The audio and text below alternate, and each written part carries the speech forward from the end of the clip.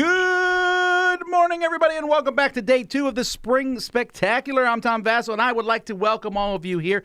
We have a lot of stuff going on today. We're going to be playing a bunch of games later on. Butterfly Garden, please don't burn my village. War of Whispers with the new expansion of Influence, and Roth. Later on, we'll be talking about our top 10 Western games. Other top 10 lists are happening all day long.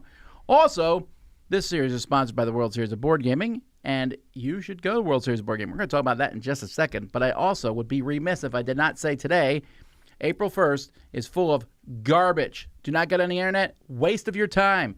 Pizza Span is not a real game. Don't get excited about it. But one thing is real today. At noon, the Dice Tower Cruise goes on sale, and it is already 60% sold out, more than 60% sold out from previous cruisers. So it will sell out.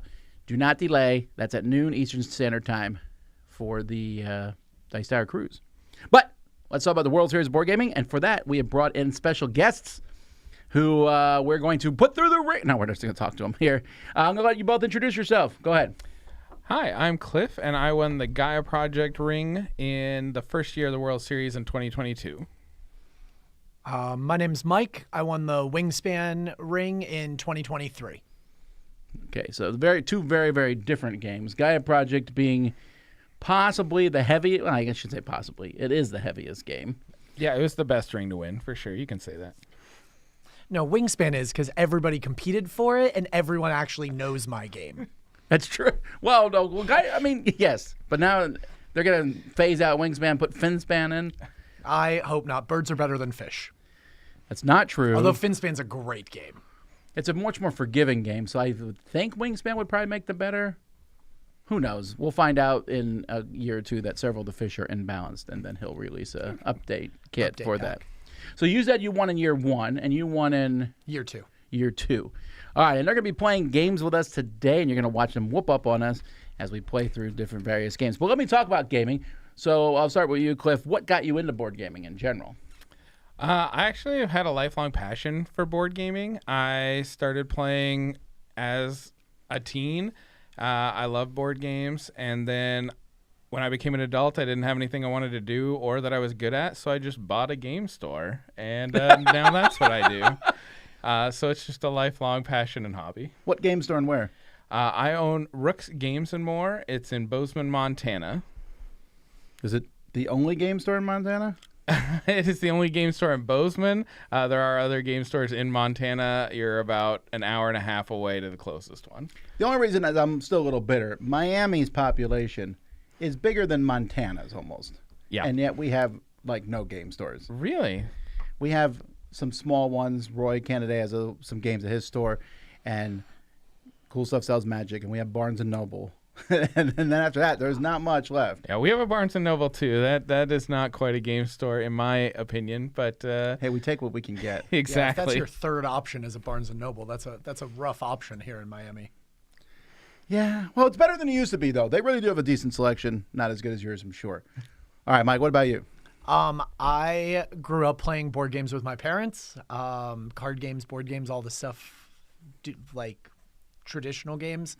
I started playing games with friends in high school and never really looked back. And then I ended up getting a divorce and was like, I need to get out of the house and meet people. And so I started playing board games 3 days a week, and now I'm up to 6 days a week. Did you also buy a game store? I did not buy a game store. Well, so, everyone, and I say this too, lifelong gamers, but there's that moment where you discover more modern games.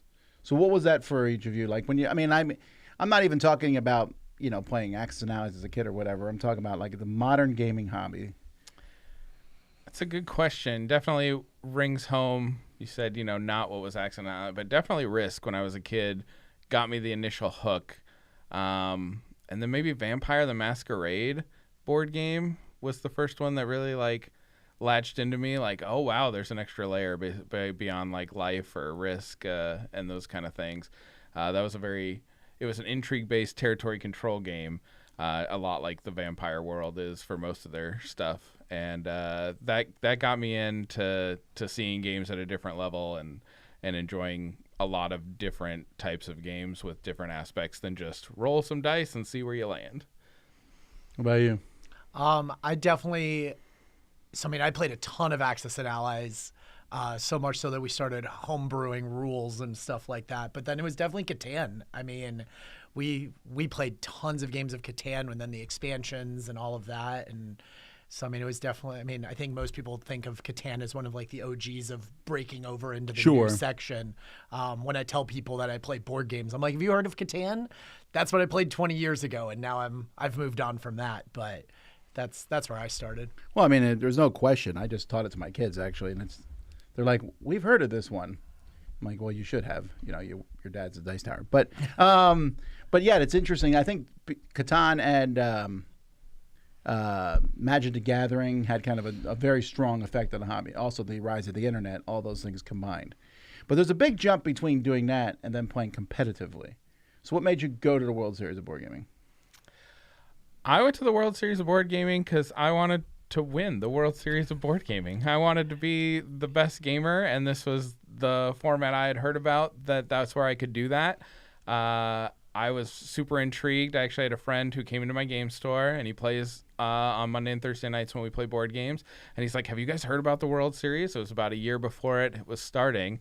And he's like, "I'm going to go to this next year. It's going to be awesome." And I looked up the list of games, and I was learning them all. And I just thought this was a really unique and fun idea and something that was great for the hobby. That guy actually didn't end up going. But he got me there, and then I got Luca there, and we had a great time. And it was really unique and a really fun experience. It's definitely a different kind of take, because in most tournaments, even in professional sports or anywhere else, there's something for second place. Like you can get second and advance, or you can make a wild card round or something. And in this, you have to win. So it changes the dynamic of what you're doing when you're playing games. When it's win or you're done. You have to make that desperation swing, or you have to go for a big point move somewhere. If you want to win, that's just how you have to do it. And so I really like that aspect of it, and that's really what hooked me in, was that there was so many different games. They had such a great field the first year of how many different games you could play, and so I really got to cultivate what floor I wanted to play, and those were a lot of the things that drew me in.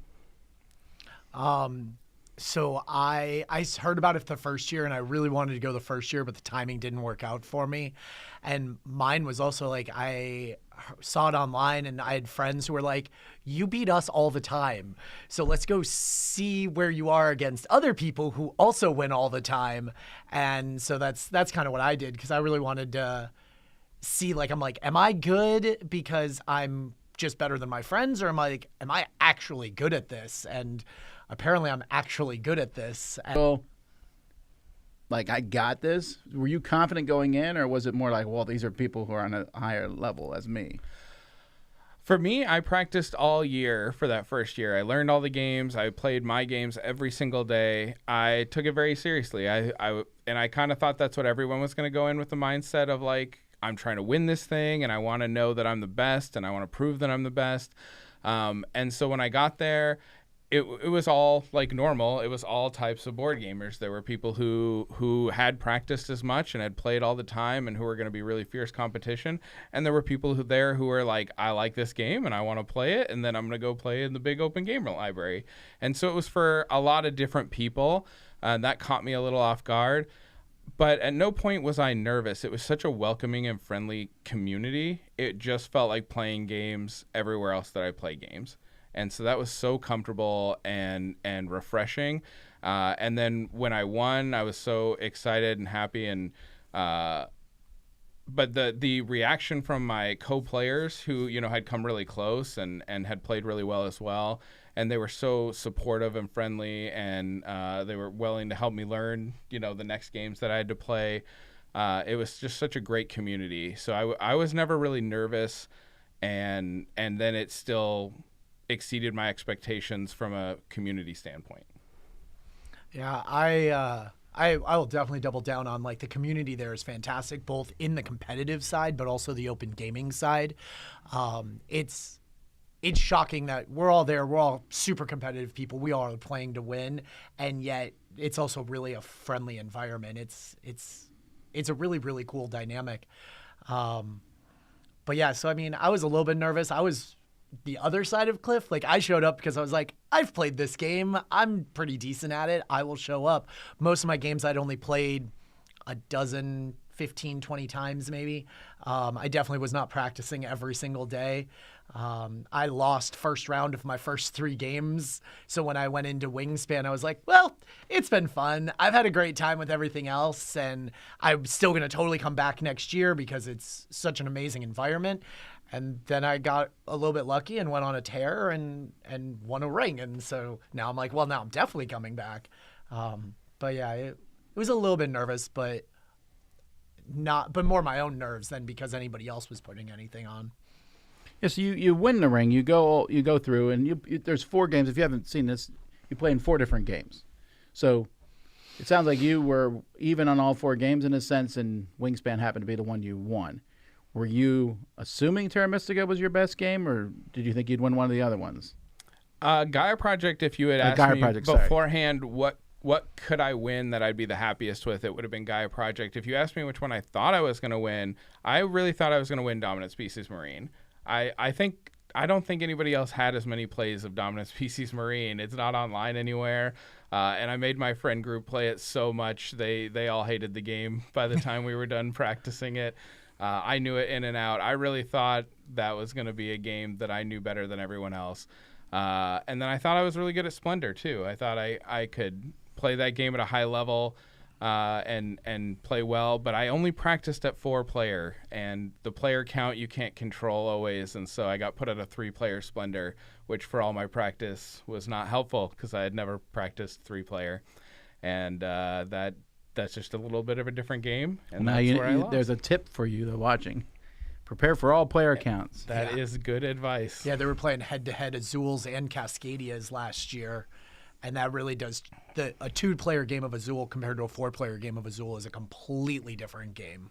Yeah. So that comes into it. So you have these 4 games. You play them. You win. Well, now you're in a whole different ball game because there's 12 other games. And being good at all 16 games, I don't know that there's anyone who's like claiming to be definitively good at all of them. Just Nick.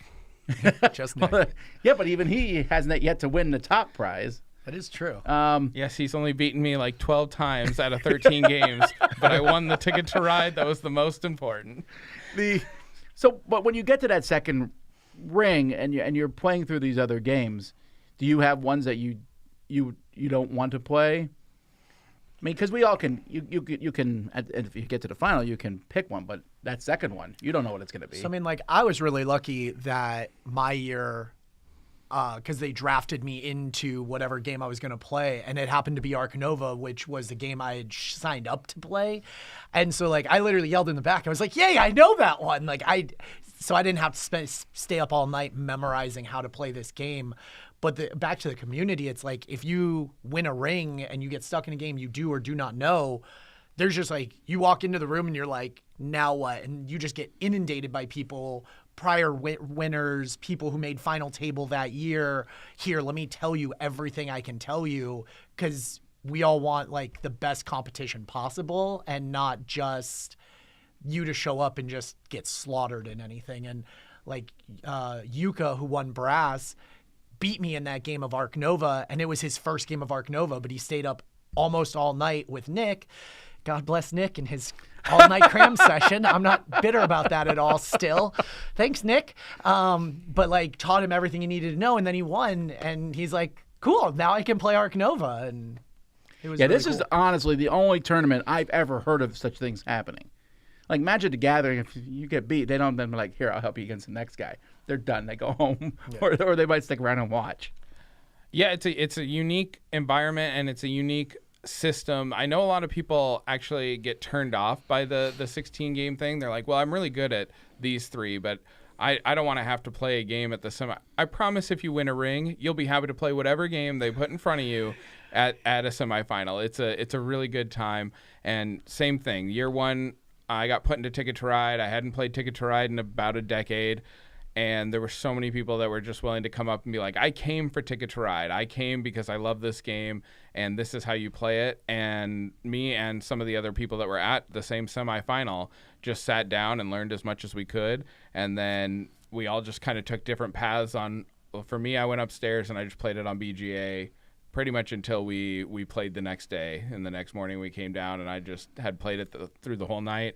I know Nick was just cramming with the people who played a lot and was getting as much information and like which tickets, which routes, which tracks you want to lay down. But it's a great community that'll help you learn those games. It is a tough thing. Whatever they put you into is what you're going to learn. And absolutely for me, even though I'd played all 16 games at least once, there were plenty of games where I'm like, I know I'm not good at that, like Acquire, or I know that I'm just not going to be competitive like Terraforming Mars, right? If I get with somebody who knows how to play that game well. But there wasn't a game that I was like, oh, if I get that, I'm just going to go home. Like I was going to play whatever we got picked and enjoy it because it's a unique and fun experience. It's a good time. So you stayed up all night practicing and you went to sleep.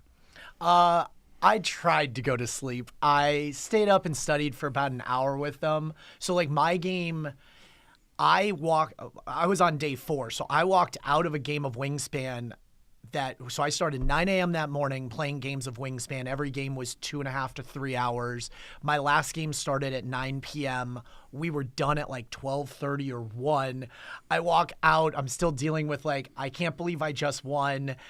I walk out. Everybody's cheering, whatever. They pick games. They're like, you're going to play this. So I'm still like hyped up from like winning. So I didn't go to sleep till like 3, but I also had just played 12 hours of board games. Like I was not going to be absorbing much of anything at that point, just because of the day that I won my game. Did you win on day 4 or? No, I went on game day 3 for the Gaia Project, and Gaia Project went till 2 or 3 in the morning, and then they were like, "Hey, be here at 7:30 tomorrow to get your ring." Yeah, and I was like, yeah, I like walked out. I got my then. ring that night. They were like, "Hey, congratulations!" I didn't even have to wait till the next morning. But then I was playing Blood Rage the next day, and it was probably one of my worst World Series games. I was so tired and exhausted, but it was like, I'm already in the next round of doing stuff. But it was fortunate that it was a day 3 win instead of a day 4 win. That was true. Yeah, and the day 4 long game win too, because like if you do the short one, you can still be done by like 8. Well, now that we've seen it running for a few years, how have you seen the World Series change? I've been going every year, and it has grown and just gotten better every year, in my opinion. Year 1 was really unique and really fun, but like, you were bringing your own games. There were only a few things to do in the outer ring area. There were a huge game library, but people weren't always so comfortable. There was kind of an idea the first year of like, come to Vegas, play some board games, and then do a lot of Vegas. And then it's been a realization for most of the community that most of us board gamers don't want to do very much in Vegas, except we want to play in the big board game library. And so they've really expanded that. And they had some booths selling you stuff in year 1. Now they have their own kind of store where you can buy some games or buy some of their memorabilia, but there's just a lot more to do. They've had a comedian, they had a movie, the open game library is huge. They have outer ring events, they have Phoenix events. So in just 3 years, the amount of growth that I've seen is really impressive. And from everything I've heard, it's just going to keep growing. And so that's really exciting from my side of things. Yeah, I think one of the big things is, yes, you can come and compete, but also it's just another convention. I mean, we have Dice Tower West in Vegas, obviously, and we have other conventions all over. But like I had a couple of friends show up, pay the nominal amount of money to just open game for 5 days, 6 days. And they were like, I'm not going to compete. They're like, I can't beat you here. I'm not going to go beat you there. But they just came in. I mean, there's tons of tables, hundreds of games. And so, yeah, that definitely changed a lot. I feel the open game library has really opened up a ton. And so there's just a lot more people doing that kind of stuff. And now I know they're changing for the Phoenix tournament. I know John is super excited. He's working on a championship belt, so you can play these outer ring games that are not part of the actual like 16 games. And there's going to be points, and I don't know how it is yet. I'll figure out that math later. But all I know is I get to walk out with a championship belt. And if you think I'm not going to work the next day with a championship belt across my waist, like that might be cooler to play for than a ring. Like I'm really excited for that. You wear the ring and the belt. I would, And absolutely. bracelet. And a bracelet if I can get it, but I mean, a And the check championship just belt. dragged that into work. Yeah. Well, I mean, you mentioned all these different games that are being played and everything. I know some people go play in tournaments not expecting to win, but they want to play at a higher level that you necessarily might not get in your game group. Because, I don't know about you guys, but every time I pull out a game, the difference between playing a game everybody knows and is good at, as opposed to someone at table's new or whatever, it's just a very different experience.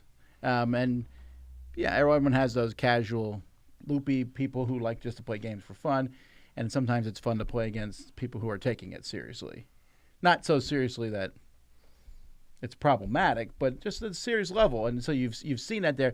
Do you find that you don't have time to play games for fun at the World Series? Or I know that playing games is fun, but you know what I mean. I don't. I lose a lot in round one. I have all kinds of time. You don't go practice for the next game? You just go on and just... I just go play. I like to play games. I always tell people my favorite game is whatever somebody will play with me. Like, I really don't Then care. you're going to have a good day today. Yeah, like, I'm super excited. I'm going to play a bunch of games that I've never even heard of, some of them, and I'm like, let's go.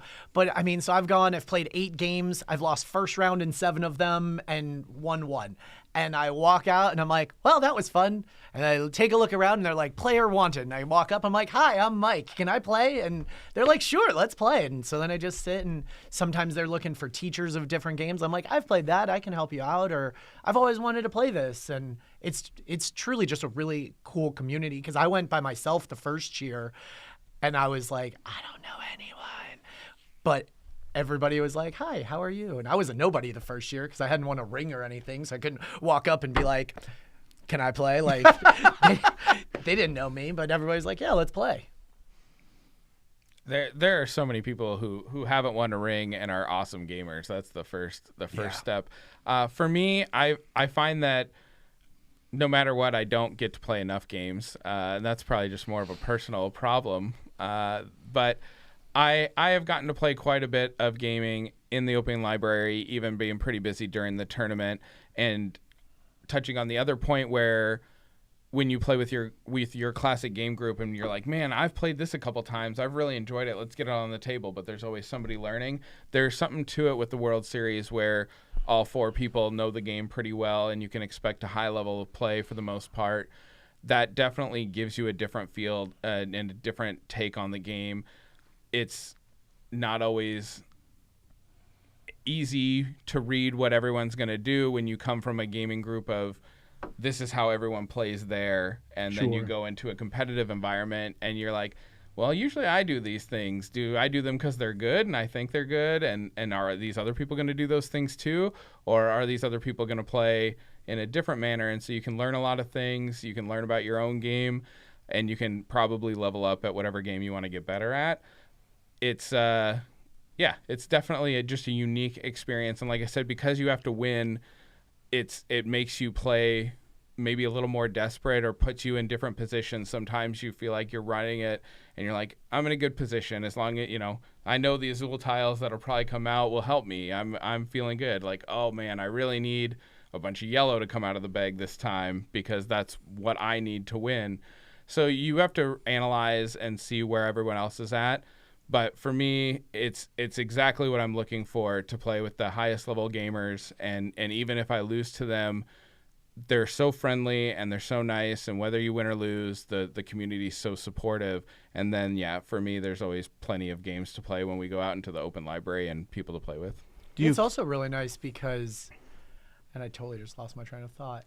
Oh, it's really nice because, like, when we all run games, like, and I'm sure you do it too, you're like, I'm running the game, I'm making sure nobody messes up rules and stuff like that. And so there's, like, an inherent level of stress on that. When you go here, you're playing with all people who know how to play, so you just get to relax and play.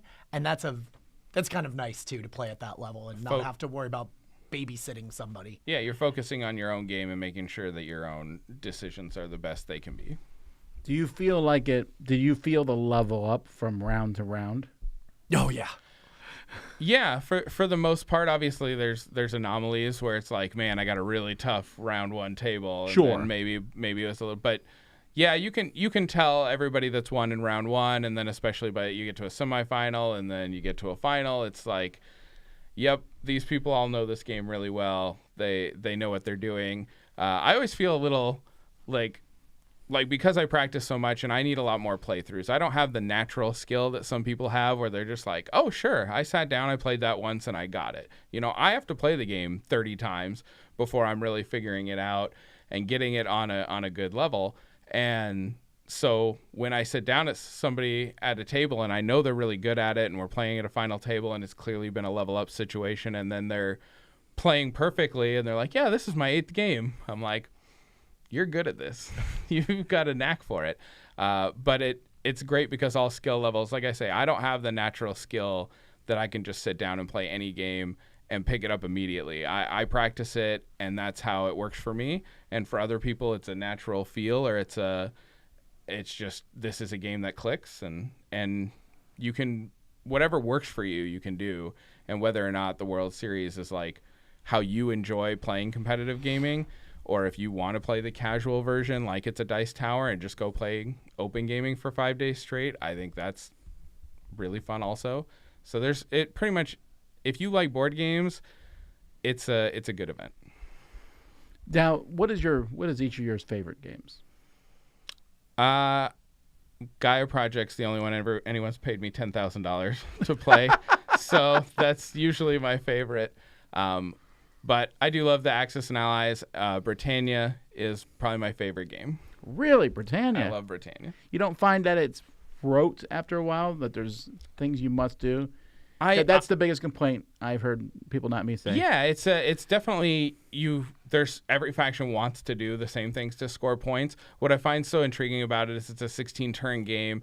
The first 5 turns go very similar most games, especially with an experienced play group. And then it diverges so much for how many times I've played it and gotten such a different experience each time. Yes, you score for the same areas. I enjoy that part of it where it's like to somewhat historically accurate, and some of my friends are like, it's too repetitive. But I really like it. I really like the depth of it. Especially if you get a high skill player group all playing at the same level and nobody's buying into anybody else's BS. And you're just like, don't attack me, attack that guy. Like, I'm going to probably score my points. That's where the game is really good to me. So like I said, my favorite game is whatever I can get somebody to play. When I have a choice, currently I'm probably looking at Arnak because my friend group is really competitive at Arnak, where a lot of games that we play are slightly less competitive because I'm teaching them a new game and stuff like that. So if I'm looking for that, I think Arnak, especially with the expansions and the leaders that change it up a little bit, that's probably my favorite one. Plus the theming on it is so fantastic. Who doesn't want to play Indiana Jones, the board game? Like it's so cool. You mentioned Lost Ruins of Arnak. There's a lot of the designers were there this past year. And there was actually several designers floating around, some entering the tournaments and going pretty far. Did you have a chance to meet any of them and play against them? I did play Heat, and I don't think I played Arc Nova. I think I got invited to an Arc Nova and had something else to do with Mateus. But yeah, I've definitely gotten to meet them and see people there. It's kind of for game designers and board game personalities. It's a all-star event. I've hung out and talked to them. Asgar from Heat, Matthias, Elwin, and Min. I didn't get to play with them, but my fiance got to sit down last year and play Arc Nova with the new map pack that hadn't even come out yet for Essen with Matthias. And then she got to play like a promo, like they just had printed their new expansion that they're now kickstarting for this, like, I think it's a Q3 release for Arnak. And she got to sit down and play with the designers, like their brand new, hey, we're still demoing this and figuring it out. And she totally fangirled over it. It was like the coolest thing ever. She's not stopped talking about it to literally everyone. It's the number one reason she's coming back this year.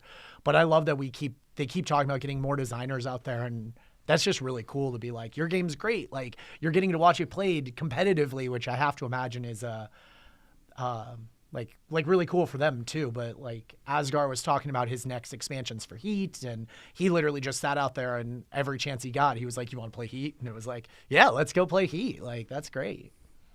Speaking of watching, did you watch your playthroughs? Yeah. What, did you watch mistakes or? Yeah, I watched my Wingspan one when I won and was watching Nick. Nick does commentary for a lot of stuff, and I was watching his commentary on it. And that one wasn't too bad, but then I watched Matthias critique the Arc Nova semifinal game that I lost, and you could just hear in his tone of voice where he was like, "Ooh, that went poorly," and I was like, "I know." I remember watching that one. I identified that mistake too, and I realized it live, and you did too, and that was painful because it was like a 3-hour game, but I had to watch it just to see if he realized it as fast as I did, and he did. Yeah, I would hope so. I watched the Dune final because someone said, "Hey, Tom Vassell said you stood up too much at the table. Don't stand at the table." And I was like, "Oh, I gotta go." I'm watch just making that. color commentary. So I watched the final. I imagine it's like this in most sports or competitive arenas, maybe Magic, whatever else. I didn't have much interest in watching like my Gaia project. Like I was like, oh, I won that. I feel like I played it well, and watching it just probably make me go back and second guess myself or be like, well, maybe I could have scored another point. But then I didn't win the Dune Imperium final, and that was streamed, and so I went back and watched that just mostly to see if there was mistakes or what I could have done differently. Yeah, so that's the one I watched. By the way, folks who are watching, if you have any questions and you want to ask, go for it. Put them in the chat, and we might ask some of them, or any of them, or maybe. But yeah, so besides playing in the tournaments, what's your favorite thing about World Series? It's the community. It's the people that I've met. I mean, I met you there. I met John there. I met Nick there. Jeff Harden, I would consider him a really good friend now. I've met a lot of really good people. I've met a lot of people, like I said, who are good enough to win rings, and they haven't yet, but I believe they will. It's such a welcoming, and again, I can't really, maybe you play board games only, but if you've ever played Magic, if you've ever played 40K, if you've ever played football or basketball, the communities of those things just don't compare at all to the board game community. When you do beat or lose to someone at Magic, it just has a different feel, even though you're competing and playing a game with someone else. The difference of this is so unique, and it's my favorite thing about it. It's maybe my biggest nerve of if something were to change and go wrong, what if a lot of competitive people came that didn't kind of understand the board gaming community and didn't respect it as much as everyone does right now, would be a fear I would have. But it's my favorite thing about it. Yeah, I mean, it's definitely that. It's crazy. Like, we all play board games. We're all competitive.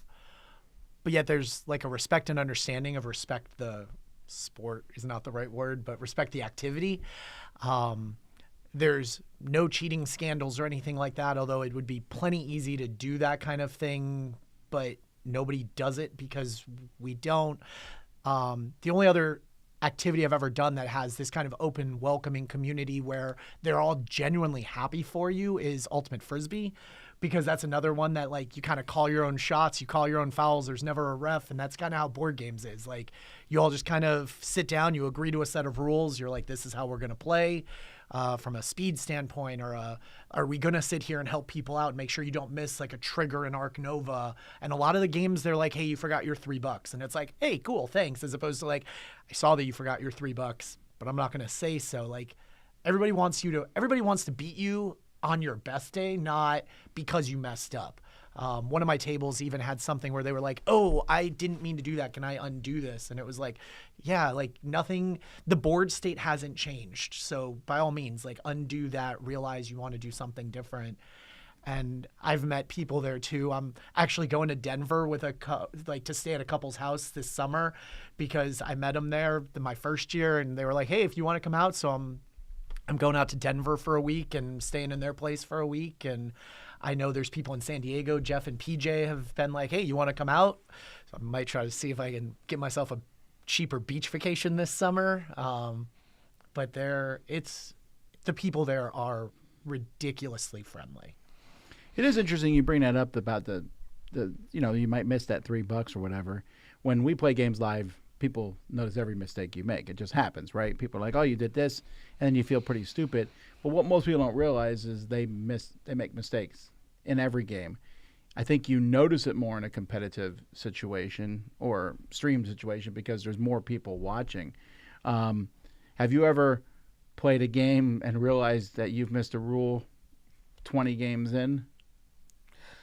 Definitely, yeah. I mean, absolutely played games where we played it wrong for however long or didn't know the correct way to play, and then, went and played it somewhere else, and then you're like, oh, yep, okay. Or you're like, hey, GM, they're doing this thing, my rule book. Britannia's actually a good example. There was you get half population. The original rule book says rounded down, and then their 3.5 version says round up on giving population out as the Romans. And I only had the 3.0 version. I didn't have 3.5. So when I went and played in a tournament, and I was like, half pop rounded down, and they're all, it rounds up. I'm like, no way. But yeah, definitely that happens. It happens to me normally when people teach me games, because they'll teach me a game and either I didn't understand something or they just taught it to me wrong.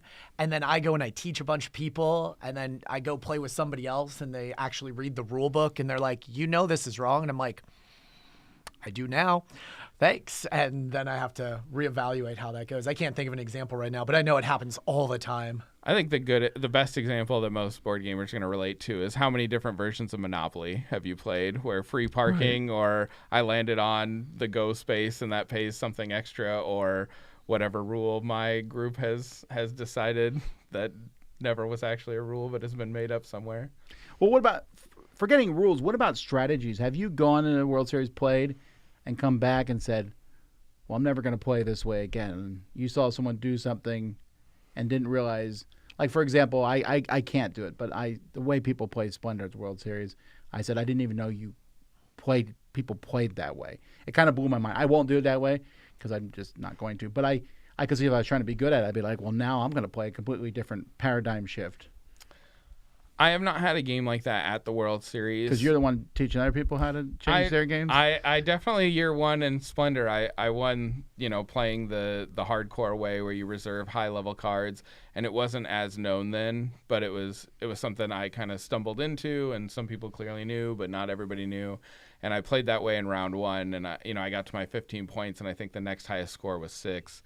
And and a guy his name's Adam. He's a great guy who comes from South Dakota. He's come to every World Series, but he's like, I'll never play Splendor again. That's not how I enjoy Splendor. And I learned how to play it from you there that way, but it's not what I like to do with it. So I've been fortunate enough not yet to run into a game like that. But there are games in the World Series that I know I don't want to play as my pick, such as Arnak, because I enjoy Arnak and I love it. I think it's so fun. I put my workers out and I buy my cards, and then I get my 70 points, and all these guys are scoring 110. And I'm like, I'm not doing this right. But when I find that out, that makes it not be my World Series game. I try not to figure it out at the World Series. Yeah. It's funny you mentioned Splendor, because my first year too, I was playing in somewhere and the whole concept of efficiency buying came up, and I was like, no, it's an engine builder. And they're like, no, it's not. And I'm like, yeah, you buy cards, you pick bigger things, eventually you get the top ones for free. And they're like, cool, and I'll beat you 5 rounds earlier. And I'm like, oh. and so it's funny because that's totally one. And I mean, Arnak's another one. I love the game. I'm terrible at it. I didn't even pretend to sign up for that one last year because I'm with you. I'm like, on a good day, I'm like 85 points, and the guys who are good at it are putting up 100 every single time. But there's other games out there in the world that, and I just played a game of Newton, actually, that I showed up and I was playing with somebody. I'm like, I like this game. It's good. He showed me how to correctly play it, got demolished, came home, sold my copy, because I'm like, I won't be able to not play that way, and my friend group will hate themselves if I play it with them like Not that. enjoy it. So I'm like, when I find games that a strategy shift changes, I just have to come home and sell it, because I will try to play efficiently, and that's a lot less fun sometimes. Yeah, our group busted out SETI recently, and Nick and Jonathan were like, yeah, you should be getting like 300 points in SETI. That's a good score. And so I communicated that to my group when we sat down and were setting it up, and they were like, that's not even possible. Like, what are you talking about? 300 points? You know, we're going for like 140 here. And so you learn at different rates. 300? Yeah. That's what they're going. And I was really excited. I got 160. Well, on that note, what games, someone has a question, what games would you like to see added to the World Series if you had your druthers? I would love to see a straight worker placement game. So, like, we have Arnak and Dune, which are half worker placement. There's a little bit of combat. There's some, like, deck builder with it. Sure. But I would love to see something. One of my personal favorites is Raiders of the North Sea. It's super beginner friendly, but yet there's still a decent amount of strategy on it. So I would love to see a straight worker placement game. And my other one that I would love to see, partially because I like to see a diversity of game mechanics as opposed to all like the exact same one. I'd love to go old school with like Puerto Rico. Another game that everyone's played, action selection. That'd be an interesting one to see. Yeah, that one player count would matter. Absolutely. Player So counts, much. Totally. And player position and stuff like that. And I know there's some, like you said with Britannia, the first 4 rounds are pretty scripted if everybody knows what they're doing. But then after that, it can really... What also matter, Britannia, they're so different too. Are you playing the Romans? That's going to change a lot of things. Yeah. Yeah, I love Britannia. I don't think it would make a great World Series game, probably, but I'd play it if it was there. I think for me personally, I would love to see Scythe with the modular board. That's just a personal preference. I love that game, and I really like the modular board edition. I think that's a really fun way to play it, whereas the other board had mostly been solved. But I also really think Shane and Brian do such a great job with such a hard job of cutting all the games. I mean, we know in the industry there's 400,000 new games each year in the board gaming community. And so you're cutting that down to 16 and you have to include all the previous ones. They do such a good job analyzing. Obviously, they have a business to run. They have other aspects to look at. I think they nailed it year one with just absolute diversity, 16 so unique games so they could get a real feel for what the community was looking for. And put more of those things in. And then with their cut system where they can say, this year these games weren't working or aren't as popular or really fallen off, and we're gonna cultivate it into something new. And the fact that it's always changing, so even if like all the games I love are on the same day this year is a complaint that comes up all the time. You know, next year they'll probably be on different days and there'll be different games. And I know for me personally, obviously Gaia Project's not there anymore. That's the game I was the best at. It's still like there's plenty of options for me to choose from, and they do a really good job cutting it down to 16. I think for a lot of us, we all have games we want to see, but it's kind of like the all-star game rule. It's like you have to get rid of somebody. Everybody can always say, well, this game should be there, or this whatever. Right. And it's like, cool, what game are you taking out? And other than Acquire, which is always everyone's first choice. Which is always everybody's first choice to get rid of. But like once you're like, well, we'll get rid of Acquire. Cool. You want to add 3 games. What other ones do you want to get rid of? And there is no consensus of what other games should go out because they're all they're big, popular games. And the ones that are similar-ish are also some of the most popular ones. That's why they're the most popular. They're great games. Yeah, and then there are other tournaments exist, like Catan. Wasn't as popular as it thought it might be, but there's Catan tournaments worldwide. So there's places to play these things. Did you play in any of the Outer Ring tournaments? I have, because, again, I get eliminated quickly, so then I go play in the Outer Ring. I actually learned a game called Draft and Write Records last year. Yeah. Which is fantastically well done. I was so impressed by that one, made by the same designers who do Earth, and that's why they were there. And now it's like one of my favorite games to play on BGA. Like I have at least 3 games of that going all the time right now. So yeah, I've definitely learned some games and done some stuff in the Outer Ring. And this year I'm really looking forward to it. Like I said, they got the Phoenix Outer Ring tournament belt. He's calling the belt now. I'm not calling it. I'm saying I'm going to go for it. We all heard it. I don't want to. Going for it. I don't play very many of the Outer Rings or Phoenix games, even though I think they're awesome. I just didn't really enjoy when I get out of the big tournament room, like I said, playing with the community and playing in the open gaming area and doing that stuff and hanging out with the people that are there that I've met and really enjoy. I've had people who, want to sponsor and buy me into the Phoenix games and like, hey, I'll buy you in, let's split the money. And then they're like, I'm like, if you buy 8 of these tickets, you're just still losing money even if you win, right? Like it's maybe not the right way to do it. Give me an idea here. I could start sponsoring people and then win the belt that way. Making money. And I don't know if that makes sense or how maybe they can earn points by just, buying other people in and letting them play in a tournament. I do think the Phoenix tournaments are a really cool idea because if you go and you're like, well, I don't know if I want to play in the full World Series, that's a big package or that's a big investment and I'm not sure I want to play at that level. The Phoenix tournaments are a great way to play like open gaming all week and test yourself out because it's just a true round event. It's like $25. You win, you get $250. You don't win, you could probably lose more money than $25 in Las Vegas. So you're probably still coming out a little bit ahead. And you can test the waters. And for me, that's not, something that I needed, but I do think it's a great option for somebody who's on the fence. Well, there you go, folks. Come join all of us at the World Series this year. You can check it out on their website, which we have a link to in the description of this video. And you're not going to win the belt, unfortunately. That's already been claimed. Yeah, it's mine. And they also both mentioned a good way to practice if you want to. Board Game Arena, a great place to play online. Most of the games, I think, are all the games on there? I think it's 11.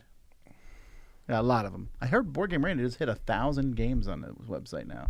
That's a lot of games. All I know is it has a little flashing light that says I don't know how to play 850 of them, and it makes. How many of them are you playing at any given point? I usually have about 50 asynchronous games going at once. My word, I would not be able to switch my brain that many times. I didn't say I was winning them. I just said I was playing them. All right, well, thank you both for coming on. You're going to see them in a bit playing some games. In just a few minutes, folks, we're going to jump to our first game and play games, and you'll see top 10 lists straight through the day. So join us in 13 minutes. Until then, I'm Tom Vassell. I'm Cliff. I'm Mike. We'll see you soon.